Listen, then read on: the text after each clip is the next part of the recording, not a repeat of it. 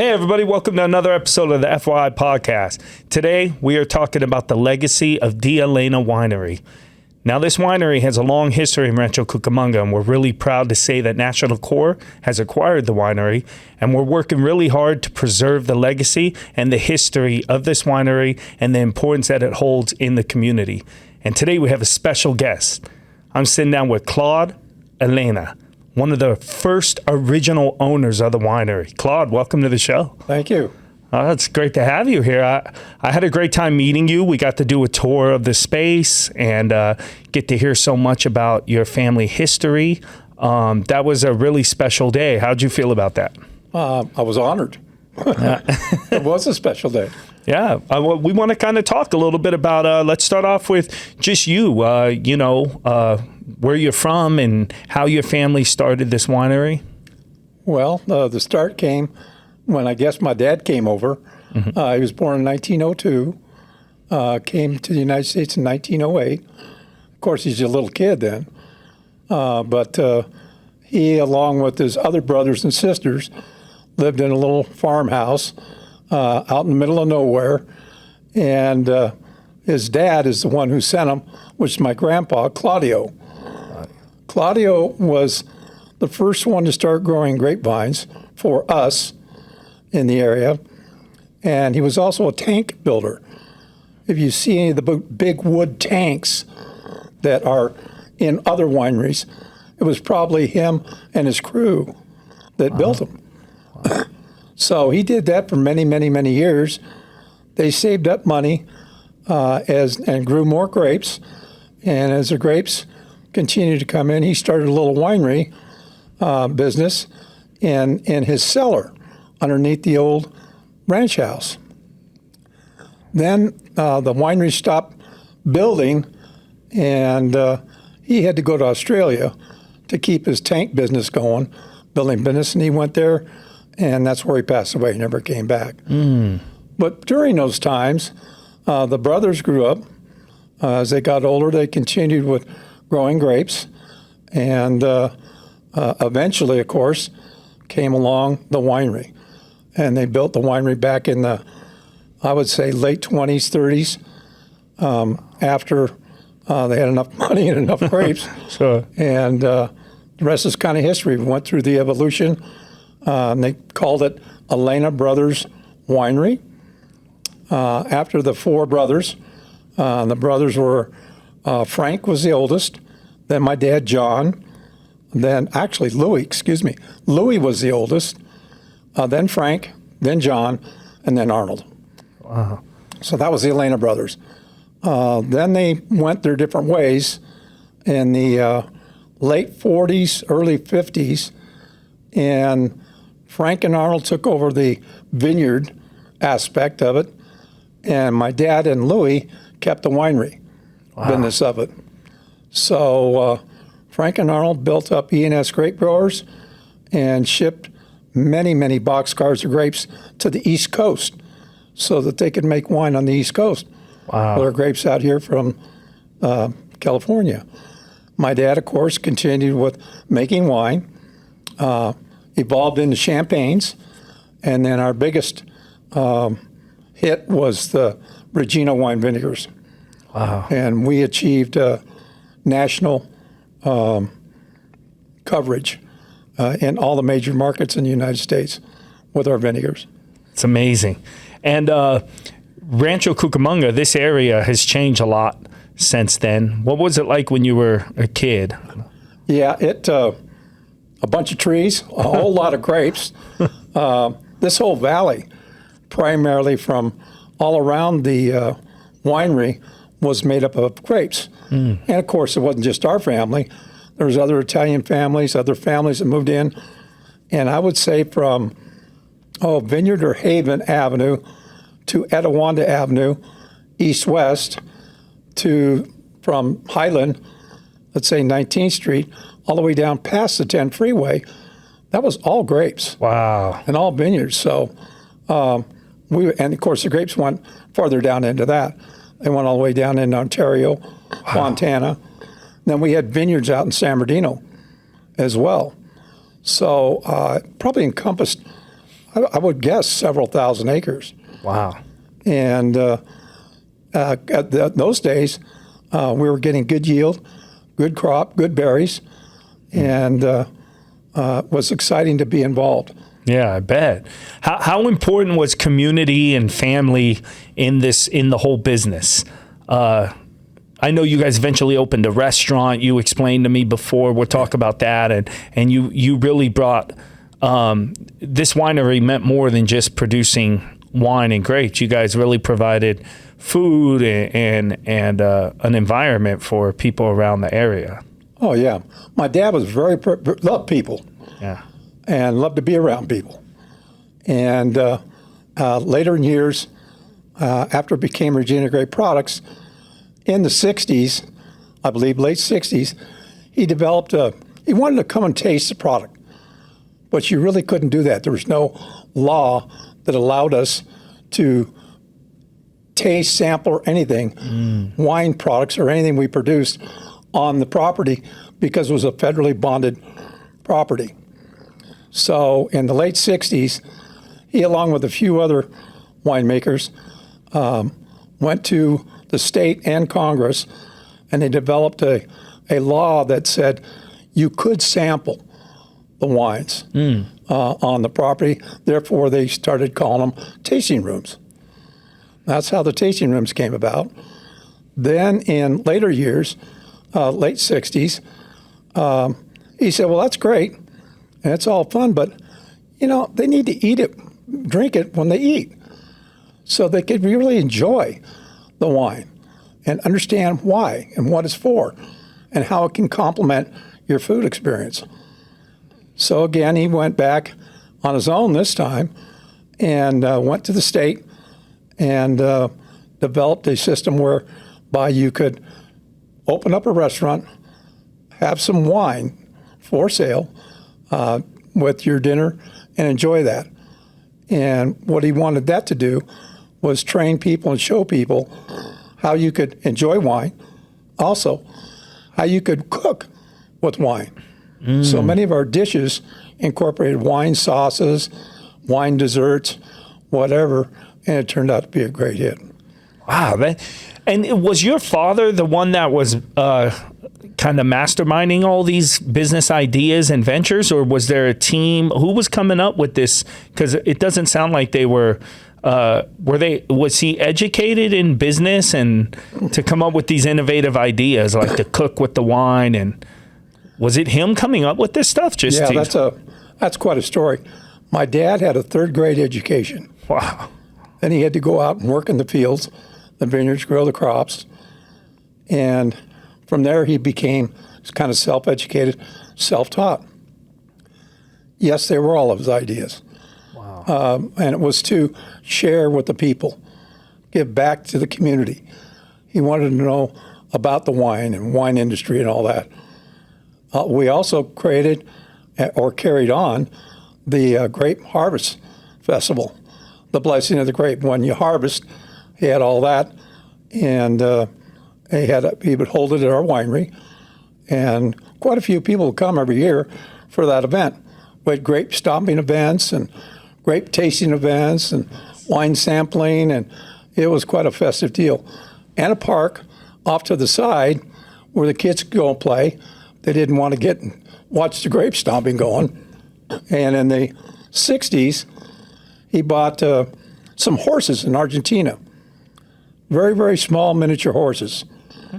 And he put those horses together, and we built a small stagecoach, and we'd give the kids rides during the festivals in the stagecoach behind our little horses.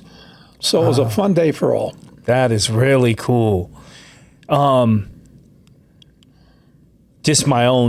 just have a question. Was most of this motivated by love of people and community, or ways to profit? Oh no, love and community. Yeah. I mean, this is for everything right here. Yeah. We already had, by that time, national distribution of our products. And one of our dear friends, one of his dear friends, was Leo and Cleo Stater. Leo Stater. Yeah. And at the same time, they were starting up some food markets.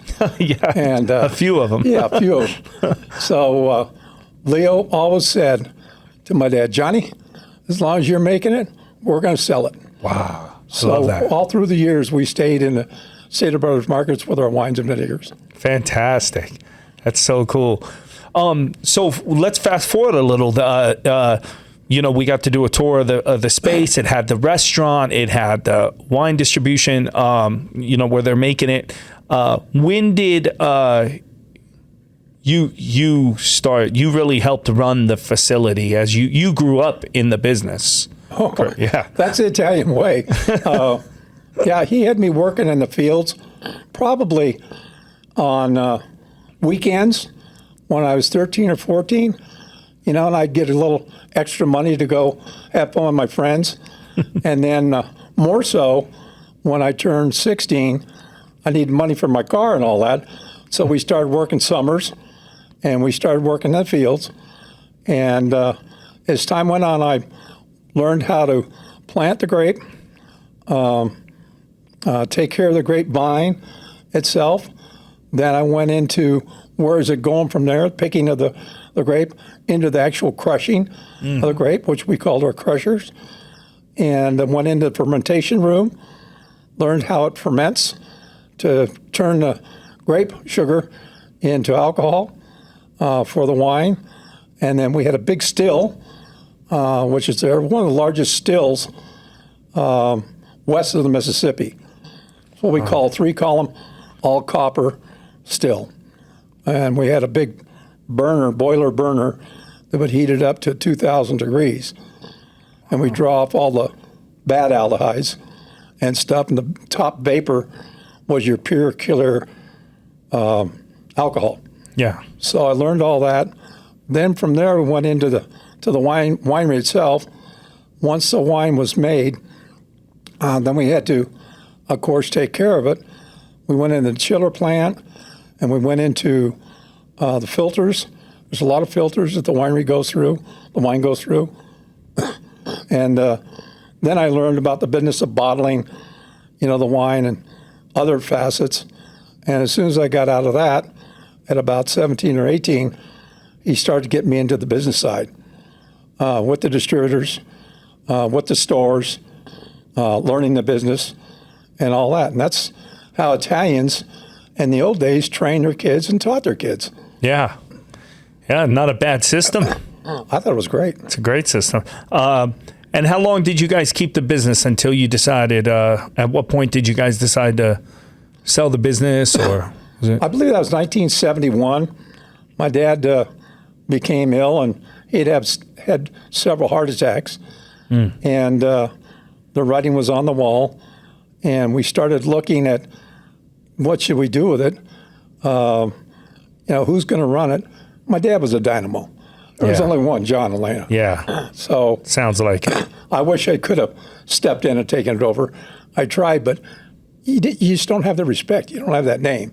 And so he did pass, and due to the tax laws, we had to sell the winery. And we sold out to Hubline. Okay. And Hubline took it and bought it, but they had to buy it as a food company, not a wine company. They already had a monopoly in wineries in the state. So they could only sell our food products, which is the wine vinegar and the cooking wines. Interesting. Okay. I wasn't aware of that. It's an honor to sit here with you, and let me tell you why. It's not every day you get to sit down and talk to somebody with such a great history. Obviously, being Italian myself, just that day we spent at the winery, hearing your story, makes me think of my ancestors. And when they came over, my grandmother was the only one to come over from Italy. So I think your family came over before. We came like in the 1947. Okay. But anyways, it's an honor to sit with you. And I want to ask, going through all these pictures, which we're going to show some of these pictures, and giving us the tour of the space that you were a major part of, that your father brilliantly created. and his brothers, but your father, it sounds like, really was running this business. I just want to say, how does that make you feel going through your history, and what does that bring back for you? Now that it's being brought back, thanks to Rancho Cucamonga and National Corps, we're honored and very proud that they selected our winery to do this. And we'd love to share our stories, some of the history, so that in their wine museum, people can go and see and understand what this valley used to be, what the wine industry used to be, and some of the great products over the years that came out of Rancho Cucamonga. Yeah. Well, sir, your family, they talk about legacy, and legacy is important, and I think every man wants to leave a legacy, and so it's a great honor to know that your father was able to do that, and you're a big part of that, and we're glad to be able to be a part of keeping that legacy alive. So Thank you very it's much. exciting. You're welcome. Let's talk about something I want to talk about now. I don't know how you feel, or even I don't know how I feel about the supernatural, but we had a medium come on to our podcast, and she was an awesome lady, but she went and did a tour of the winery, and I guess she experienced some stuff there. Do you want to talk a little bit about that? Yeah, about 30, 40 years ago, there was another medium that wanted to come down. I didn't think much of it. I went there one night, and she said, well, I hear a voice. I said, well, if you hear a voice in the winery, it's got to be my Uncle Louis. She said, why? I said, my Uncle Louis lived across the street, had a small vineyard. He's the one that stayed with my dad. He ran the still, and he ran our tasting room. And he would go and stock up the tasting room from stock we had in our warehouse. While he was doing that, he was singing. And Uncle Louis had a great voice. So I said, if you hear him, is he singing? They said, yeah. I said, that's my Uncle Louis. Wow. So we walked in there, and I kind of looked around a little bit, and I said, Uncle Louis, Uncle Louis. I heard this. Really? Everybody kind of looked around, and I said, that's my Uncle Louis. He was he lived his whole life in the winery. Wow.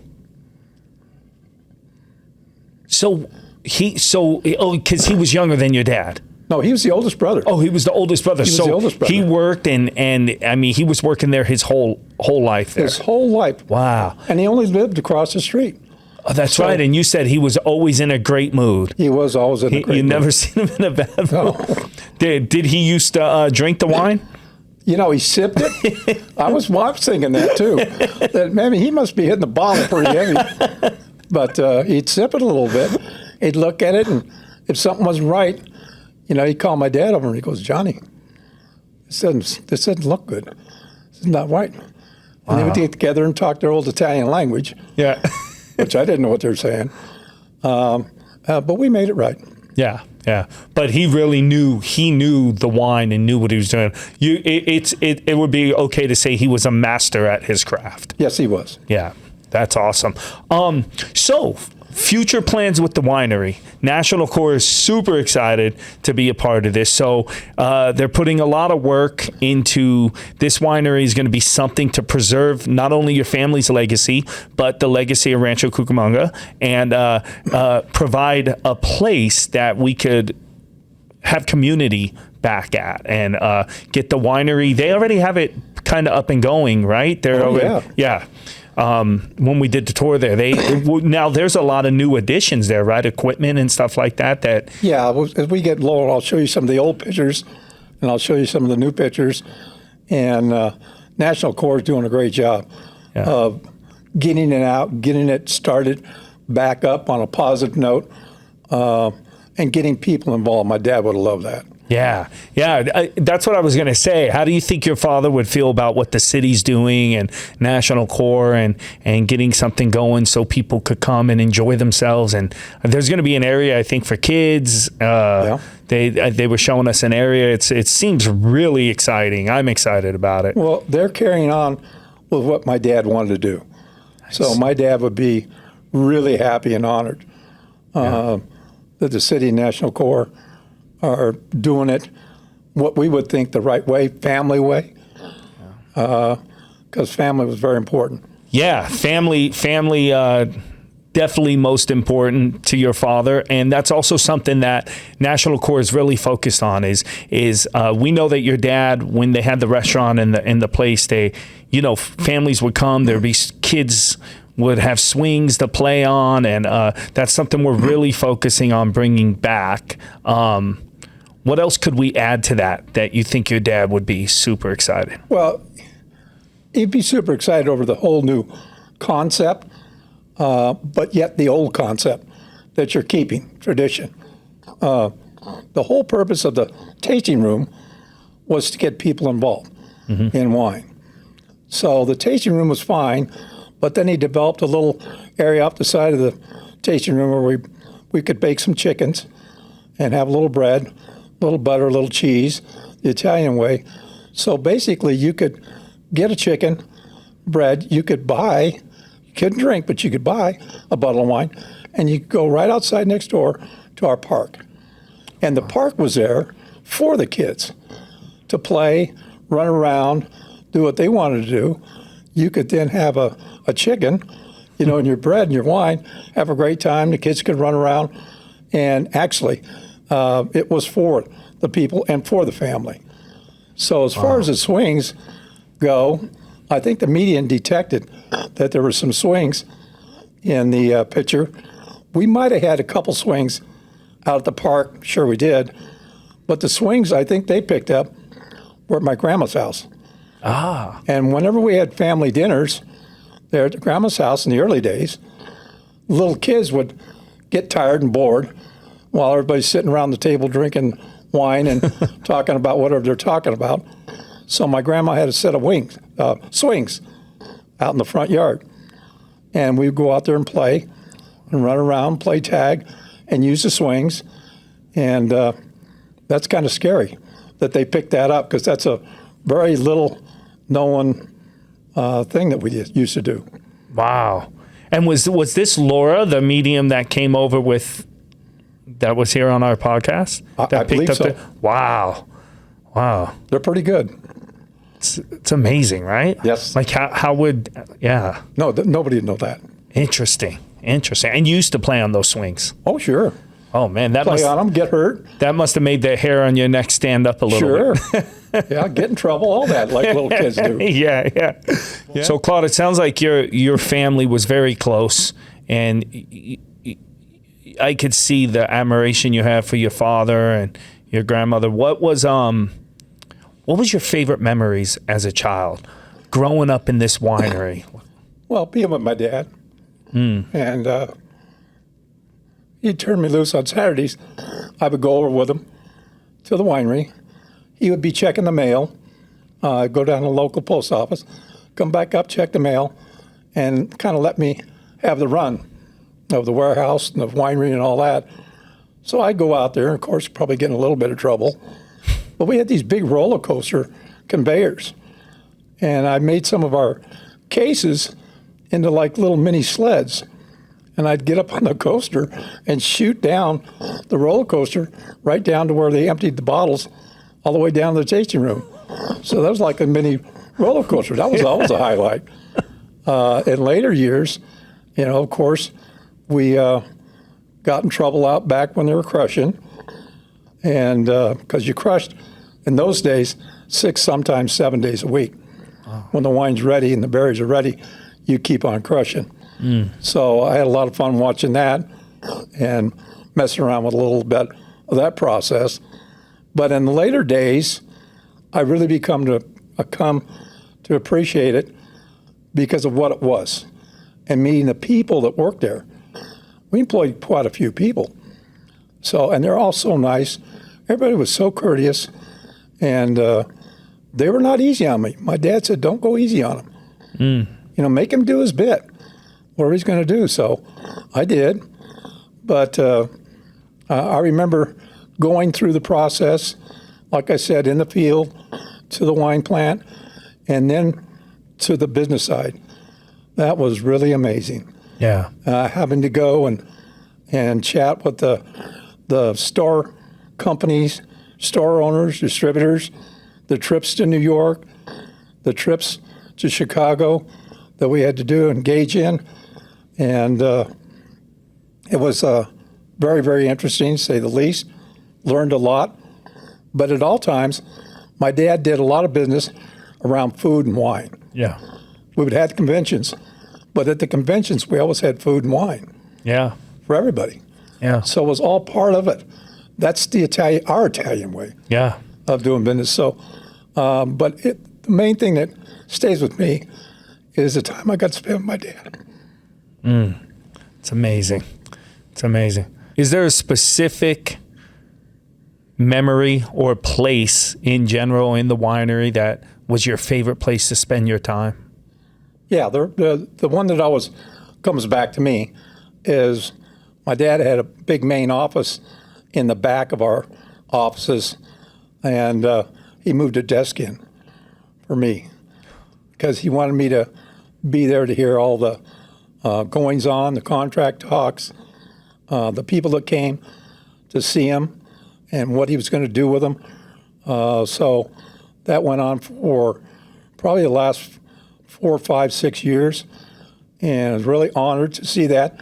Didn't appreciate it maybe as much that time as I do now, but that was really special because I got to be there from, let's say, the beginning with him on these ventures, so on and so forth. That happened a little bit after when we got the horses and what his plan was with our little horses.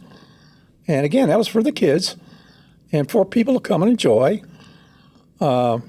We ran our horses or showed our horses at Santa Anita many times during the races.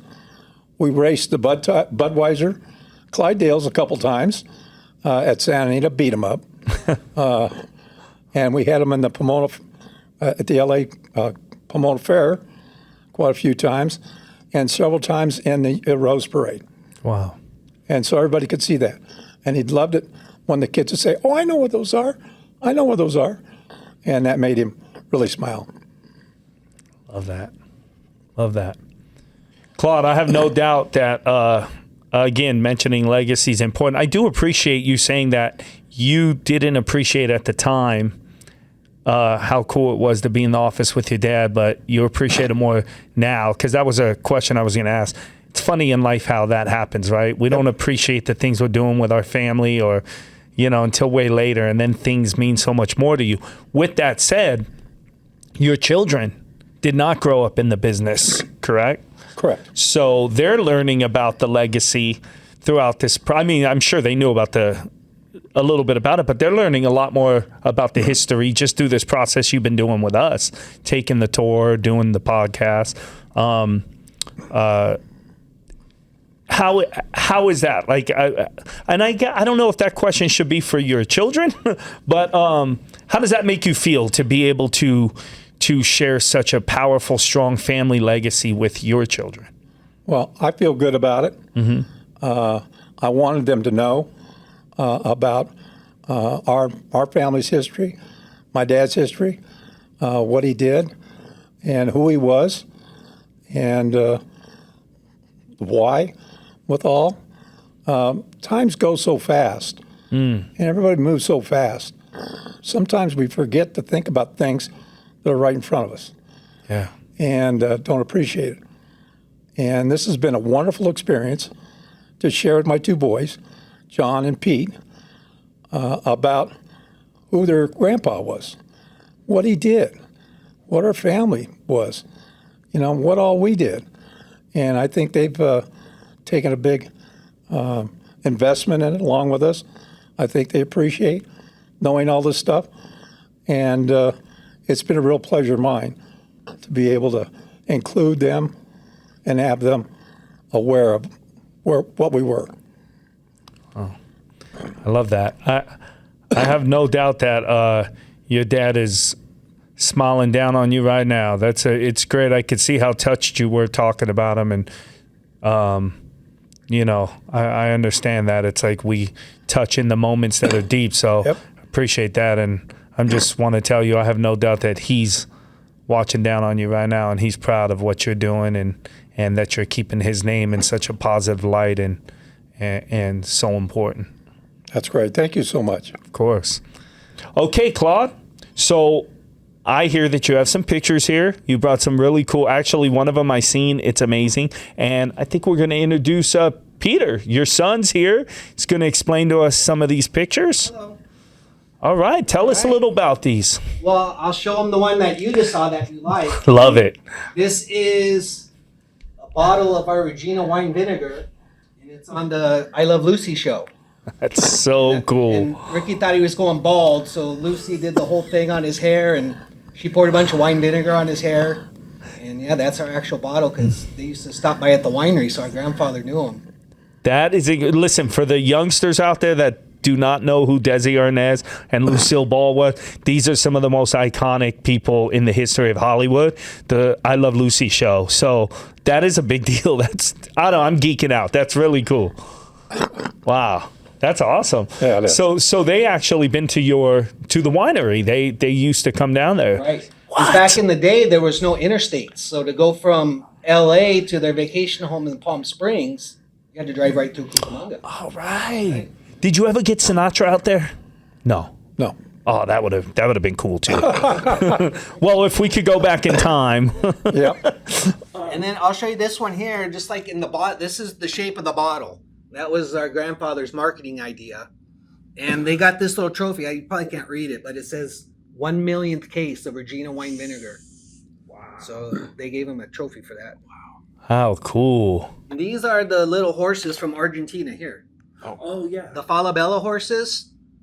And they're full grown. They're not ponies. They're actual full grown miniature horses. Wow. And this was the stagecoach my dad was talking about that they would drive the kids around in at the Grape Harvest Festival. Super cool. And that picture over there, that's the whole winery, correct? This one here? That's the winery. What is that, Dad? About 1955? That's probably about 1950 to 55. Oh. It's obviously been added to. This right here was the farmhouse where his grandmother lived, where you're talking about the swings and all that. And then right here you can see Ellena Brothers Winery. And over here it says Regina brand wines.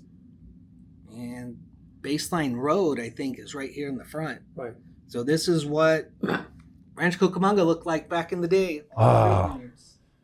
Wow, so different now. Well, why it's different now, and in later pictures that you have of it, somewhere after we sold the property, they took away all the still and the grape crushing and all that unit. So that was about a third of the property. They just eliminated from the winery. So that's all vacant now. Also, Hold on, I'll tell them about this picture. So when my dad was talking about how my grandfather got the restaurant at the winery, he had to meet with Ronald Reagan, who was the governor at the time. Wow. This is my grandfather, and that's Ronald Reagan. Wow. And Reagan came down to the library, and they kind of lobbied him, and then he said yes. Then they passed the law that you could have restaurants at wineries. Wow. That was the first winery to have a restaurant, wasn't it? In Yes. the state of California? yes. Yeah. Wow, that's super cool. To my knowledge, anyway, was the first one. Yeah. Because we passed the legislation to do it. This here is our grandfather's airplane. What kind of plane was that? I think they call it a BT-40. But it was a trainer, and in World War II, he would train pilots. Wow. Yeah. And the other person that trained pilots with him was Leo Stater. Wait, your father used to train pilots Yeah. on top of this business and he only made it to the 3rd grade. Yeah. That's incredible. That He wrote- says a lot about. He wrote in 3 different languages and amazing. spoke 7 different languages. Wow. And And if you open that up, Oh, one of was our that first the menus- poster? So this was the menu The from the menu. restaurant. Oh, I got to see the prices and Well, this is the one when my grandfather was sick and they had the big wine institute meeting, these are all the winemakers in California signed. Wow. Gallows and whoever else. Fuentes, Almadens, They all Christian, signed it. These are all the winemakers in California at that time. Mondavis. All right, but here we go. Where's the steaks? I'm trying to find the steaks. From the broiler. New York cut steak, $7.25. What year was this? 1970. Wow. There's a picture we got somewhere where it shows them holding the banner, grand opening for our restaurant. Now, even though $7 doesn't sound like a lot of money, $7 doesn't sound like a lot today, but let me just, if my math does me right in economics and my GED education, $7 wasn't cheap in 1970, though. $7. No, So this was a high-end menu. Yeah, it was. We had tablecloths. We had silverware. Made of Actually, silver, not, right. Yeah, the crystal glasses. Okay. And we had, of course, we had a sommelier, which is if you bought a bottle of wine, they would show you how it's served and go through it and make the presentation. Yeah, I would say a gallon of milk at that time was probably going for maybe 75 cents. Sure. Well, here we go. So- Minestrone soup, 65 cents. Right there on the menu. Wow. And I'll tell you what, that was some good minestrone soup. I bet. But yeah, that's good to see because that just lets us know because we don't have so much pictures of actually them. But this was a high end rest. This wasn't cheeseburgers. This was a nice restaurant that you guys. It was meant. Said the point was to Right. teach people how to drink wine with their food. So Right. Makes sense. Right. Yep. But that was good. That put that image in my head. I didn't know what kind of food we're talking about, but this was a nice, classy. I mean, makes sense why Lucille Ball and Desi Arnaz were regular. Great. Thank you. Well, thank you, Peter, for sharing. And I'm going to jump back in here with your I'll answer dad. your question from earlier because Please. we did not grow up in the wine industry. It was gone by the time we came around. Yeah. So I'd only been there one time before National Court took this thing over and we started this whole process. So that day we were at the property, that was the first time I ever toured the property. Got to see the inside and the back warehouse and all that. Oh, I did not know that. Yeah, it was amazing. Wow, that's And then- super cool. And just the fact that they're bringing back the property was great. But then when they told us they're naming it Ellena in honor of the family history, What an honor. it just blew everybody away. So. Right. So this closed. I mean, you must have been a baby, or were you even born yet? When I've been one. Yeah. So okay. So okay, that puts more into perspective. So this has always just been something you're History, hearing yeah, just the about. It's just pictures, history. right. Like my grandfather was a photographer, but he passed away before I was born. So my whole life it's just been like the photos. He took photos of Marilyn Monroe and Sophia Loren, and he was Italian, and these Italian actors would pick him. So my point is, so for me, it's just always been like, pictures of him or his work, and I've always. How do you feel about this? I've always lived in a way of like, wow. What a great man. Like, can I live up to that? Do you ever feel that? When he talks about his grandfather, my grandfather and his dad, oh my God. It's like, I'm like, man. Training pilots, growing wine, selling a million cases. Yeah. Yeah, no, I don't live up to that. So. No, well, you do. No, you know what? We do, but it's different. We do. And it took me a long time to accept that. But I think it's great to have a lighthouse, a guiding influence to want to live up to, and to have a grandfather like that or a father, or it's great. But you live up to it. I'm sure he's very proud, and just different experiences, and different generation. And so I don't know you, but I guarantee you live up to every ounce of it, and so do I. And I'm sure my grandfather. When I'm a God-fearing person, so I know I'm going to see him again, and as long as I do the right thing here, and I try, and I think we're gonna see each other and be like, hey man, thank you for setting such an example and doing such awesome things, and so congratulations on that. Well, thank you very much. Yeah. Like my dad said, whole family's honored by this whole process. Nice. Well, everything. We met the mayor on Saturday. Cool. Mayor of Rancho Cucamonga. Yep. He was Yep. very pleased with everything that's going on. So. how about El Jefe, Jeff? Is he the most awesome? Oh. Yes, Jeff. Right? Is Jeff Right. Burham like the coolest? He's great, right? Right, right. I've been fortunate to spend some time with him. Not enough, Jeff, but no, he's awesome, man. This guy is brilliant, and he's also a great example of like I see all the things he's doing. I'm like, Right. good grief, Right. man. How do I? And that's why we were talking that we're glad that it's him Yeah, that's doing this project yeah. and bringing back the winery because we know he'll do a good job. He's a class act. For sure. He's the real deal. You know, you never know what you're going to get in these interviews, like everyone is so special. I love doing these podcasts because you get to meet people and just going through your legacy in your life just also makes me, like I was saying, think about my great. Just so cool because we all have a legacy and a family and a story. Before we cut though, Claude, I do want to ask you, Peter, you just showed Pete or Peter? Or Petey? Peter. Okay, if we were in New York, it'd be Petey. Call me Petey. So in the card you opened, or in the menu, it showed all these autographs when your father had gotten sick from all these big winemakers. You had mentioned at the property a little bit about most like really big winemakers were up north. And your company, your father's company, was the only one, basically, right? Primarily in Rancho Cucamonga, or one of the only ones, correct? Yeah, in the day, there was quite a few wineries in the Rancho Cucamonga area. But as time went on, they died off, went away, or closed for whatever reason. We were one of the last grape-producing, crushing wineries in the valley. And, of course, the only one that I'm aware of in the area with a full-blown tasting room and restaurant. Wow. Which he built up. So that brought a lot of respect from, who were some of the bigger guys that were up north? Or Well, the big deal was Northern California wineries that moved up there. Yeah. And, of course, some of them got really big against Southern California, two main regions. And whenever we go to the Wine Institute meetings, it was always Northern California against Southern California, trying to get legislation passed and whose preference they were going to use to get it done. Well, my dad, John, was the main power down here, and the main power up north, of course, was Ernie Gallo. And they would go nose to nose at some of these meetings that were closed door. I was there, and it was quite a process. Many of the time, though, my dad held his own. We won out most of the time. That's right. That's awesome. Yeah.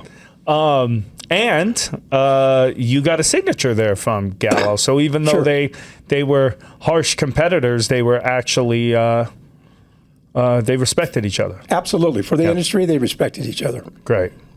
All right, great, Claude. Well, gentlemen, thank you for being here. I'm going to close this out to the audience. Hey, everybody, I hope you enjoyed this episode. Oh, my goodness. Legacy. You know, sitting here talking to Claude and his son, Peter, and hearing about his father. This guy only made it through the 3rd grade. Look at all the achievements he did. I mean, from opening a business, raising a family, being innovative, learning how to fly planes, teaching pilots how to fly planes in the military. This is pretty incredible. What I take from that is nothing's impossible. You know, use what's here, you know, dream hard, work hard, and anything is possible. One thing that touched me in this interview was Claude talking about his dad. I seen him get emotional. You know, there's something about, you know, when your family is no longer here, you start appreciating all the little things that sometimes you didn't appreciate when they were here. So what I take from that is appreciate every moment, take in every moment. You know, every day's a new day and you won't have your family forever. So don't neglect it and enjoy it. Claude, you almost were the first guest to get out of that hot seat. Do you know that? You don't get to leave that easy. Listen, every guest that comes on this show, Claude, I almost forgot. You had me so emotional, I almost forgot. Every guest has to look at that camera before we close out. And for somebody watching, for somebody who's moved by your story, or maybe inspired, any age person, maybe they want to get into the wine business. What advice do you have for them? Well, the best advice I can give them is family is everything. When you lose everything, everything goes away. You always have family. And our Italian heritage was enjoy the family. Wine for the family, food for the family, dinners for the family. Because that's, at the end of the day, that's really all you have left. You should never stress about the problems you be facing. Everybody in the mud on the struggle trying to make it. Look into the mirror and you see the motivation. Then you step into the world and you find your inspiration. I'm finding inspiration, and once I get a hold of it, I'll never get complacent. Look into the mirror and you see the motivation. Then you step into the world and you find your inspiration.